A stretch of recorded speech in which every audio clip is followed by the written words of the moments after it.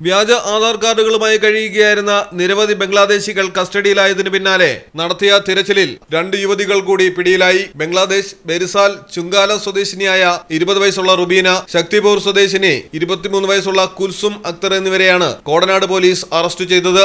ഇവരിൽ നിന്ന് വ്യാജ ആധാർ കാർഡുകളും കണ്ടെടുത്തു. 2024 ഫെബ്രുവരി മുതൽ രണ്ടുപേരും കേരളത്തിലുണ്ട്. അതിർത്തി കടന്ന് പശ്ചിമ ബംഗാളിലെത്തി അവിടെ നിന്ന് ഏജന്റ് വഴിയാണ് വ്യാജ ആധാർ തരപ്പെടുത്തിയത്. യുവതികൾക്ക് കേരളത്തിൽ സഹായം നൽകിയവരെ കുറിച്ചും പോലീസ് അന്വേഷണം ആരംഭിച്ചു. ജില്ലാ പോലീസ് മേധാവി വൈഭവ് സക്സേനയുടെ നേതൃത്വത്തിലാണ് കൊച്ചിയിൽ ഓപ്പറേഷൻ ക്ലീൻ പദ്ധതി നടക്കുന്നത്.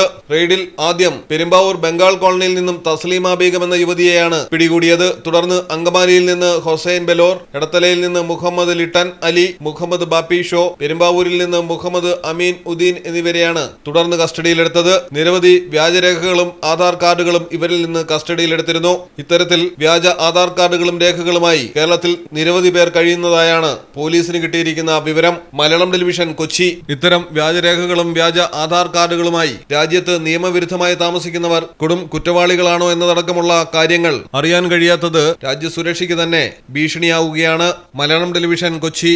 പണിക്കൂലിയിൽ വൻ ഓഫറുകളുമായി സഫ ജ്വല്ലറി അവതരിപ്പിക്കുന്നു the mega chain and bangle fest.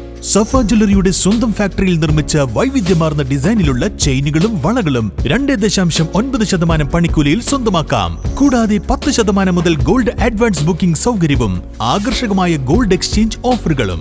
സ്വർണ്ണാഭരണങ്ങൾ വാങ്ങുവാൻ ഇതാണ് ബെസ്റ്റ് ടൈം. ഈ ഓഫർ ജനുവരി 21 മുതൽ 31 വരെ മാത്രം. സഫ ജ്വല്ലറി, പാരമ്പര്യം പൊന്നാക്കിയ ആത്മബന്ധം.